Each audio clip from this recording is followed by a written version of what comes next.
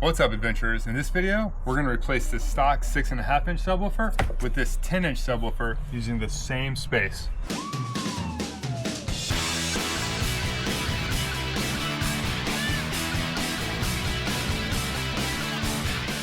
So I'm sitting in the back of my GX470, and this should look very familiar to anybody who has one. This panel hides the subwoofer behind it.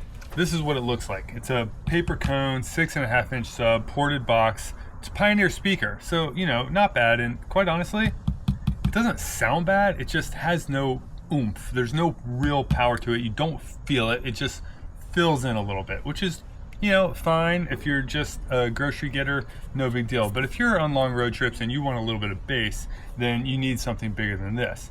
However, it's a shame to waste the space that this was in and just leave that blank, or even worse, leave this in and have this weight just going around if you're gonna add a bigger subwoofer. So I've been racking my brain of how to use this box for a bigger speaker. The problem is the way it's mounted, the mounting brackets and everything, you really can't even go just even up to an 8 inch subwoofer with this box, but you can use that space. So in this video, I am going to be using the Pioneer TS-A2500 LS4, which is a single voice coil, 4 ohm speaker, very shallow mount. It's only about 3.5, maybe 4 inches deep. We're gonna see if we can make this work in this space. Okay, that was the idea anyway. I had grand plans, crazy integrations, and a clever, stealthy installation. I wanted to put a 10 inch subwoofer in place of the paltry 6 inch sub and hide it all behind this panel. And I got pretty close, but as I was wrapping up and getting ready to cover the box and make it all pretty, I realized that I had overlooked one very important thing, and I'll get to that in a minute. So I went back to the drawing board, dramatically simplified the design, and this is what I ended up with, a very plain Jane rectangular speaker box. But there's more to it than meets the eye, and if I hadn't gone through that process, I honestly wouldn't have ended up with some of the very stealthy storage that I did. So I'm pretty happy with the final design. I'm going to show you how I got there. I am going to rip through my process of making that original box pretty quickly, so you can follow along if you want, because I think if you're interested in adding a subwoofer and wiring an amp and everything else for any vehicle, you might find the process interesting and learn a few things about box construction and assembly and installation and everything else. Or you might just be entertained at all of the work that I went through over several weeks to build this integration, and then ultimately ended up with something like this. So I will have timestamps in the description. You can check those if you just want to skip ahead to different parts, but feel free to laugh at my pain, and let's get started.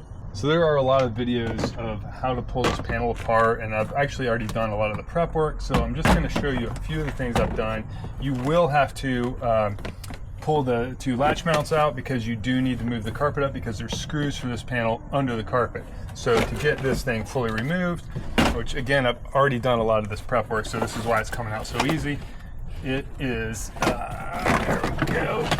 Let's just get that out of the way for a minute. Okay, so as you can see, I've already dynamited the wheel well. I've already run the speaker wire to get back here. I don't need to run power wires because I'm not going to use the amp here. I'm putting the amp under the front seat, and I'll show you that process as well really quickly, because there's nothing special about it. It's, if you've ever installed an amp, or if you just want to pay somebody to do it, super simple. There's tons of space under the passenger seat.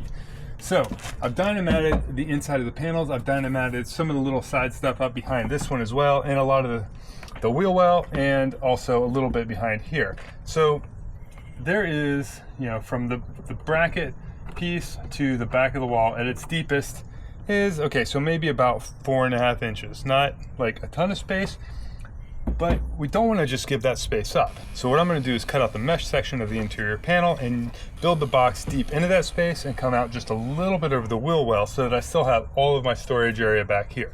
This is the mounting point that I removed for the rear seat, the third row seat. So this will go back in here, and that will give me 2 mounting points for the box to rest on. So in order to give the box a mounting platform, I needed to cut away the plastic so that the bottom of the box would sit flush on those mounting points. Fortunately, this also came in handy with the final design too.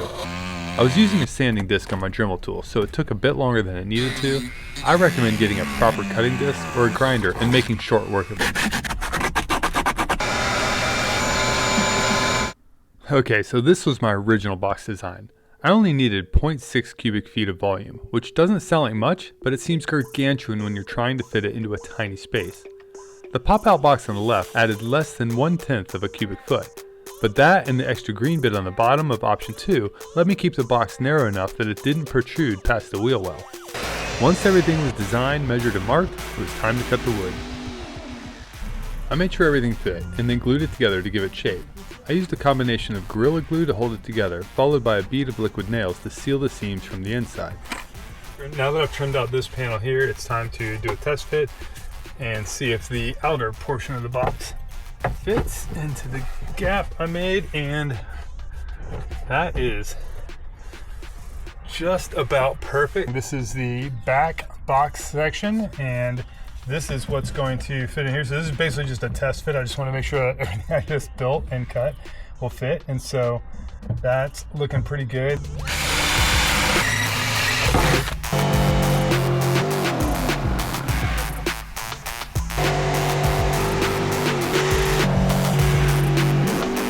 All right, test fit number 2. All right, trimmed it up, and sweet, it will fit in there. So I'm not going to shove it all the way in because I need to pull it out and run glue around it before I push it in. But I'm just going to do a quick little test fit, and look at that.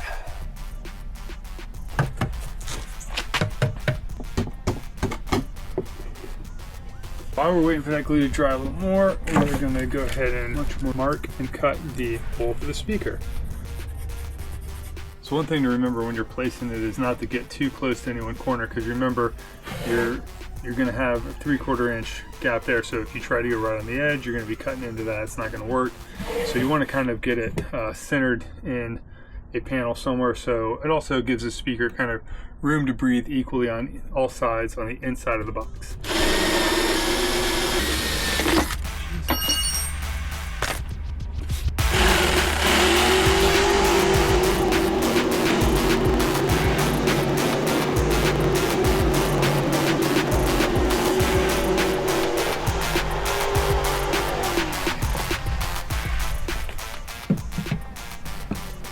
Okay, so you can see it kind of like flopping a little, so it just means that somewhere it is a little bit not round. Upside down, and then set the box on here, and that way I can see, so I can see where it's less round. So some spots that are obviously not clear, and especially if I lean it toward one direction, I can really see. So definitely need to trim some up.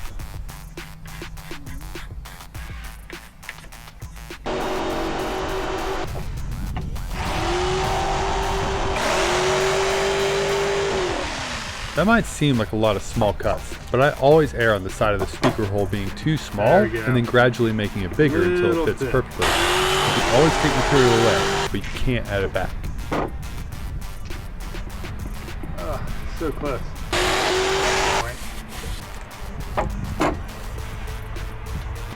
I think what will help at this point is to draw this, give me a perfect circle, and that'll help me see where I'm not quite right. With the speaker hole done, it's time to seal the box. Running a bead of liquid nails inside not only keeps the box together, it's also super important to make sure the box is airtight to avoid any weird whistling sounds where it's trying to squeak out of the gaps between the panels. If you have a lot of weird angles like I did, you'll want to caulk it from the outside too, where it'll be easier to get a thicker bead in some of the corners. So one last thing I need to do on the back of the box before installing is insert the port for the speaker wire to come through.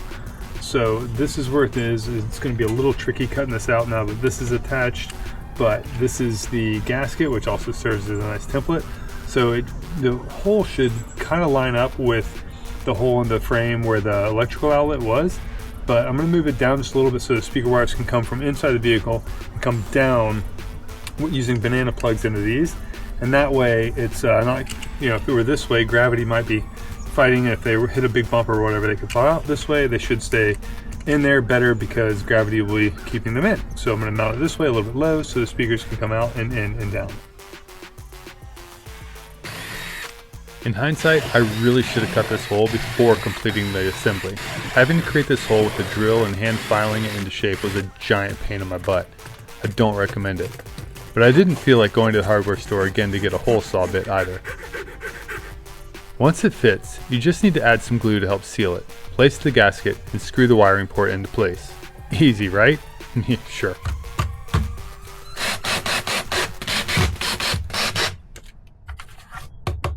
The last bit of prep was drilling the mounting holes for where I would be bolting it into the frame, one on the back, two on the bottom. This took some very careful measuring and test fitting with the pilot holes, but I won't bore you with all that since I don't actually recommend this box design. So one of the reasons you would add foam to a speaker box is because it slows down the sound waves on the inside, and that actually makes the speaker think it's in a bigger box than it is. So that could be partially how Pioneer gets away with such a small recommended box volume for these speakers.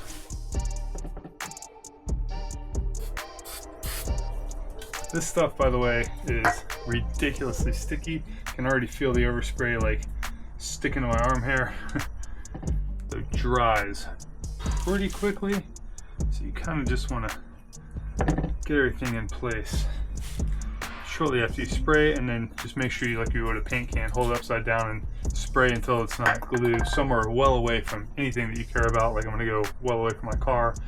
That's why I'm spraying this sort of in my garage to get out of the wind, so I don't get overspray all over my car or anybody else's. All right, it's time for the last test fit, and with this one I'm just basically making sure that the bolt holes that I made line up and the bolts will actually thread in. So I designed this so that I can access those bolts by pulling the speaker out. So even though once this is fully closed in and sealed, then I can just take the speaker out, disconnect the wires from the back of the speaker, and I'll be able to reach in with a small ratchet or a tool to unbolt this if I ever need to pull this panel up again. So there's the bolt there, and that one's going to bolt into the sheet metal behind where one of the factory subwoofer mounts was. Now again, washers and grommets and all that to seal that hole. And then the other two bolts will go through the bottom of the box. That's going to make this thing rock solid. Like already it's, you know, it's not coming out, it's just loose, but once I tighten all that down, this thing is going to be super solid. Now it's time to glue and seal the top piece on. And since I'm not going to be able to get the caulk gun in to do the liquid nails on the inside, what I'm going to do is basically do a very thin strip of wood glue on the outer edge, and I'm going to do a nice thick bead of liquid nails on the inner edge, even overlapping, kind of like falling inward a little bit, and that will give me a nice airtight seal. Even though I've fully glued the box, I like to add a few screws to make sure it won't come apart. You always want to drill pilot holes so the screws don't split the sides as you drill them in. The bigger the speaker and the more power you're sending into it, the more screws, glue, and even internal reinforcements you want to add to prevent flex and keep it from vibrating itself apart. Next, just mark the holes for the speaker's basket, drill the pilot holes to make it easier to bolt the speaker in, and stick some thin foam insulation where the speaker will sit. Basically what this does is create an airtight gap between the speaker and the box, which is the same thing I did on the door speaker. So if you didn't see the speaker installation for the door speakers and the rest of the stereo, that's the video prior to this one. Give that a look and you'll kind of see how I pre-wired for the amp for this. Speaking of the amp while I'm doing this, so this speaker is rated for 300 watts nominal power, so you know, every day just kind of 300 watts, max power of 1200 watts. So like if you were just blowing it out, but what you want to try and do is get the amp rated for the nominal power, RMS power for your speaker. And so the amp that I got is the Sound Ordnance mono sub amp from Crutchfield. Sound Ordnance is the Crutchfield house brand. There's no particular reason why I got that one other than the specs were right and it was very affordable. So that is it. None of the brands in this video sponsored any of this. None of this stuff was given to me. I paid for all of the equipment being installed in all of these videos so far. But it met the needs, and that one in a 4-channel or 4-ohm mono, so not 4-channel, single channel, 4-ohm mono, puts out a max of 290 watts. So matches up very closely to the 300 watts nominal power of this. It is a total myth that you need to power all the way up to the rated power of your sub. You can underpower it. It just isn't going to get a lot of volume. So you're not going to damage the speaker underpowering it, but you won't get the sound that you want. So I wanted to get as close to that as I could, and 290 watts, 300 watts, basically there. After that, I put the box into the back, bolted it into place, and connected the wires to the speaker. Then it's time to bolt the speaker into place using a screwdriver to carefully start each screw so you don't slip and puncture the speaker's surround. So I also, just like I did on the door speakers, keep my hand really kind of surrounding that screw while I'm getting it going, because that's when I'm most likely to make a mistake. And honestly, just kind of keep it there while I'm threading this in for the duration, because if I did slip, I'd rather poke my finger a little bit than poke the hole in the speaker. Now that we're all started, I'm gonna go ahead with the drill. I'm gonna still keep my hand there to keep it safe. Just a little bit at a time. I'm not gonna go all the way tight until I get most of them kind of all the way in. That way I'll just kind of let it settle evenly.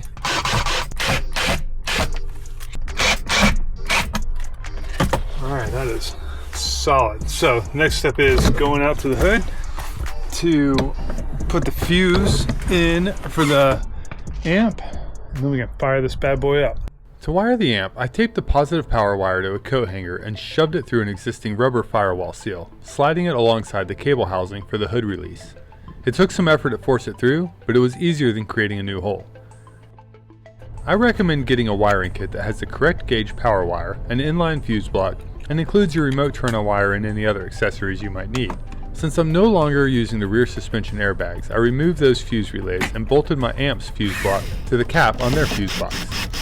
While I ran the wires prior to finishing the install, I left the fuse out of the fuse block until everything was completely wired and ready. This will prevent you from accidentally grounding the power wire during installation and frying it, or worse. I ran a short wire from the battery to the fuse block, using crimp ends to keep the exposed cable tidy.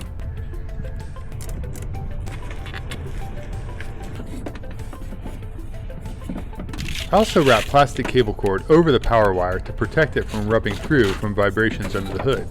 Then I tucked it behind and under stuff, looping it directly behind the main fuse box. All in all, it looks pretty clean.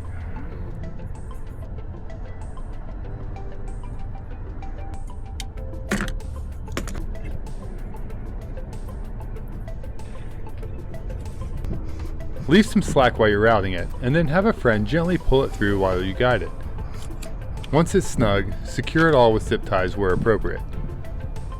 Once inside, I ran it under the carpet to the center console, through a gap leading to the passenger side, and then under the carpet running alongside the center section. For the negative, I simply grounded it to one of the bolts for the seats, although I did have to go get a bigger O-ring than what came with the wiring kit. There are plenty of flaps in the carpet under the seat, making it easy to pull all of the cables through while keeping them mostly hidden. It's a good idea to run your RCA cables, which are what send sound from the radios at the amp, as far away from the power cable as possible. If you're lucky, you'll find some spare change under your seat too.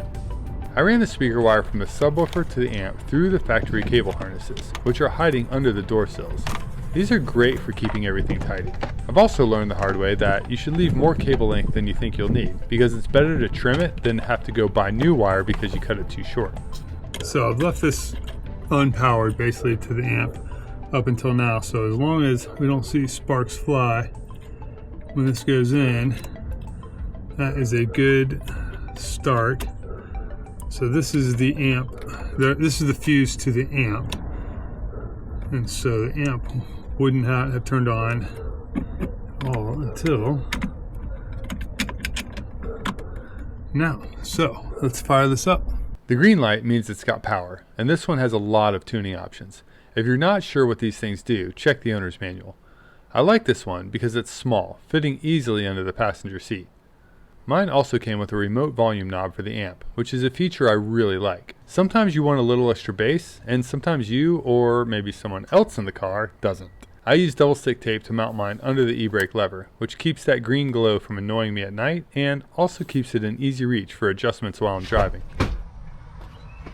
Okay, so I got the subwoofer done, installed, and it sounds great, and the box fits the profile of the interior panel, which is great, except what I didn't realize is just how far back these seats recline. This one, however, hits the box and won't recline at all. So even though I don't plan on doing my big road trips with 4 people in here, I do still need to seat them and occasionally do some family trips with 4 people in the car. And with that, my fancy speaker box had to go. Maybe that's just as well, because when I pulled it out, I found there was some water dripping on it and it already started to warp the wood, which means it would have eventually gotten mold and probably just started to disintegrate from the inside out. So after a lot of brainstorming on anything else I could do to prevent my box from taking up any useful cargo space, and I looked at all sorts of different designs going floor to ceiling using this space, it was just really difficult to get the necessary cubic feet, the volume of the inside of the box, to make it work without probably spending just insane amounts of time, and it would still have compromises, in particular with reclining that seat. So at the end of the day, I just figured out that it was actually better to do a simple little rectangular box. It's only 11 inches tall. It's only as deep as it needs to be for the speaker to sit in it with a tiny bit of breathing room behind it. And quite honestly, I think it sounds better too. The subwoofer is firing inward toward this wall with plenty of space for it to breathe, and it just works. It's also a nice foundation for building a full platform all the way across the back and storing things underneath, maybe even a sleeping platform on top. That's all stuff though for another video, so we'll get back to that. In the meantime, I basically built this box the same way as the other one, so I'm just going to rip through that fabrication process so we can get to the interesting part, which is how I installed it.